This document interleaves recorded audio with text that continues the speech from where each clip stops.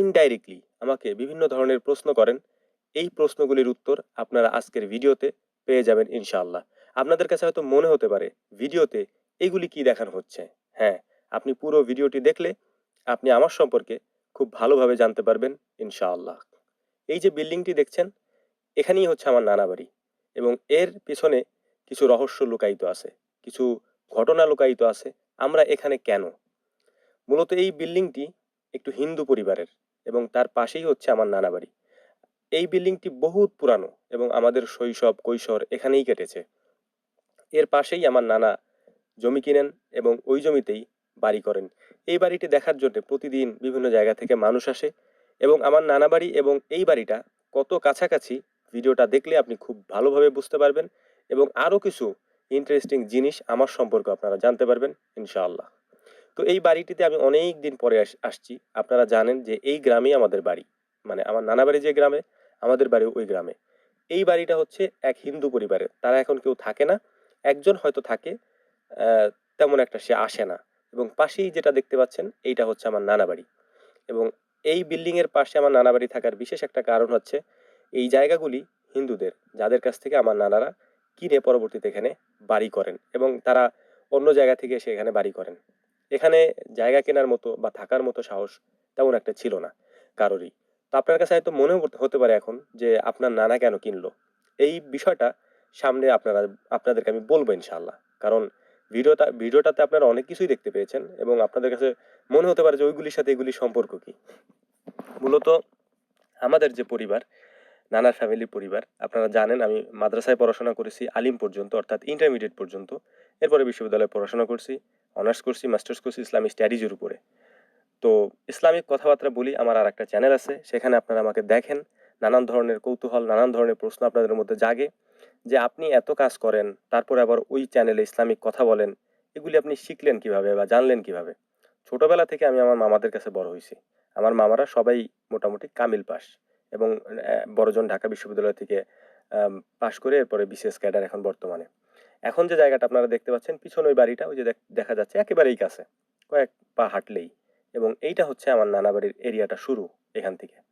এটা হচ্ছে মসজিদ, আজকে নানা বাড়িতে মাহফিল। এটা হচ্ছে আমার নানা বাড়ির মসজিদ। আমার নানা বাড়ির প্রধান মানে গেটটা এটা। মানে আমরা এদিক দিয়ে ঢুকি, আমরা যদি পিছন দিয়ে যাই তো আমরা এখান দিয়ে যাই। যেহেতু আজকে মাহফিল, প্যান্ডেল করা হয়েছে সুন্দর করে এবং পিছনে হচ্ছে এটা মাদ্রাসা। এবং এইখানে আমার নানার পরিচয়টা আমি আপনাদেরকে দিচ্ছি। আমার নানা হচ্ছেন জনাব হজরত মৌলানা হারুনুর রশিদ নুরি পীর সাহেব বানেশ্বরী রহমতুল্লাহ আলিহি। ওনার কবর এখানে এবং উনি আমাদের এই অঞ্চলে খুবই মানে সম্মানিত একজন ব্যক্তি।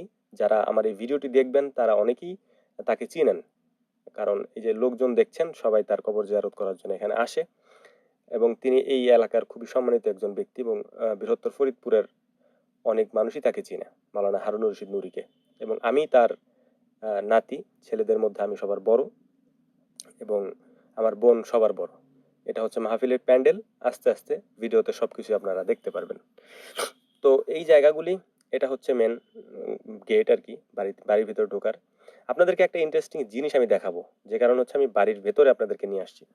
কারণ হচ্ছে ওই বাড়িটা, যে বাড়িতে মানুষ যেতে চায় না কখনো, এই খাবারগুলি হচ্ছে মেহমান যারা আসবে তাদের জন্য রান্না করা হয়েছে বিকালের জন্য আর কি, রাতের খাবার আলাদা।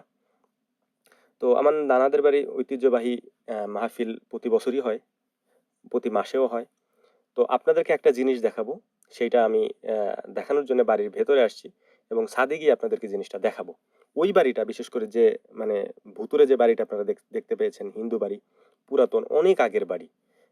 ইটগুলা হচ্ছে চুনা পাথর দিয়ে লাগানো। এইখান থেকে যদি ছাদ থেকে আপনাদেরকে দেখাই, এই হচ্ছে সেই বাড়িটা। প্রতিদিন এখানে মানুষ আসে দেখার জন্য, পর্যটনের মতো হয়ে গেছে। তো এই বাড়ির এবং বিল্ডিং এর প্রত্যেকটা জায়গা আপনি দেখলে অবাক হবেন যে এতদিন বিল্ডিং কিভাবে টিকে থাকে। এবং এই জায়গাগুলি এত মানে মনোরমা একটা মানে জায়গাতে তৈরি, মানে বাড়িটা আপনার কাছে খুবই ভালো লাগবে। তো যাই হোক, এরপরে আমি আপনাদেরকে দেখানোর চেষ্টা করতেছি অন্য একটা বিষয় নিয়ে যাব আপনাদেরকে। এইখানে যেহেতু মাহফিল, আর এই মাহফিলটা অত্র অঞ্চলের সব থেকে বড় একটা মানে আনন্দের দিন থাকে এই দিন আর কি। 2 দিন মাহফিল হয় এখানে এবং প্রতি মাসে জালসা হয় এবং প্রতি মানে বাৎসরিক যে মাহফিলগুলো হয় এটা 2 দিনের। এই বাড়ি আমার নানা বাড়ির সামনে বিশেষ করে হচ্ছে এটা নদী। হুম, এই নদীতে এরা হচ্ছে আমার মামা। এবং মামা বলতে আমি আমার আপন মামা যারা তাদের পরিচয় আপনাদেরকে করাই দিব। ভিডিওর শুরুতে হয়তো তাদেরকে আপনারা দেখতে পেয়েছেন। উনি আমার মার ফুফাতো ভাই, যার যার দেখা পেলেন আরকি আপনারা। এরপরে হচ্ছে এই দোকানপাট শুরু এখান থেকে আরকি। মূলত আমি আপনাদেরকে মানুষ যাতায়াতের যেখান দিয়ে মানুষ আসে সেটা দেখানোর চেষ্টা করতেছি। যাত্রাপথে হচ্ছে এই মার্কেটটা মানে মানে অস্থায়ী একটা মার্কেট হয়ে গেছে আরকি। বাজারের মতো হয়ে গেছে। ২ দিন যেহেতু মাহফিল থাকে, তো মানুষজন আসতেছে। সন্ধ্যা আজকের শেষ দিন। তো সন্ধ্যা থেকেই মানে বিকাল থেকেই মানুষজন সমাগম হয়। এখানে প্রচুর মানুষ হয়। আর আমার নানার কথা আমি যেহেতু বললাম যে আমার নানার আরো একটা বাড়ি আছে। মধুখালীতে বিশেষ করে। ওইটা ওইখান থেকে তিনি আম ওইখান থেকেও লোকজন আসে। এই লোকজন সম্ভবত ওইখান থেকে আসছে। আমি কারো কাছে তেমন একটা কিছু জিজ্ঞেস করি নাই। আর ছোটবেলা থেকে আমাকে সবাই দেখছে অন্যরকম ভাবে, হ্যাঁ? তো এখন দেখে অনেকে হয়তো চিনতে পারে না। তো যাই হোক এইটা হচ্ছে নদী, হ্যাঁ? এই নদী পার হয়ে নদীর ওপারে হচ্ছে গোপালগঞ্জ, এপারে হচ্ছে ফরিদপুর। তো নদীতে এই পথটা শর্টকাট। যেজন্য নদীতে একটা ট্রলার দিয়ে দেওয়া হয়েছে। রাতের খাবার রান্না হচ্ছে এখানে। রাতে যাদেরকে খাওয়ানো হবে তাদের জন্য খাবার রান্না হচ্ছে এবং দিনে যারা আসছে তাদেরও খাবারের ব্যবস্থা এখানে আছে, তারা খাচ্ছে। সন্ধ্যার পরে আমার মামা আলোচনা করেন। আমার এটা হচ্ছে যাকে দেখতে পাচ্ছেন ইনি আমার মেজো মামা। আর এরপরে ইনি হচ্ছেন আমার ছোট মামা। বড় মামা বিসিএস ক্যাডার। আমি তার কথা আপনাদেরকে আগেই বলছি। ভিডিওতে এখন যাকে দেখতে পাচ্ছেন তিনি ফুরফুরার পীর সাহেব মেশকাত সিদ্দিকী হাফেজাহুল্লাহ এবং এখন যাকে দেখতে পাচ্ছেন তিনি কামরুল ইসলাম আবু সাইদ আনসারী হাফেজাহুল্লাহ।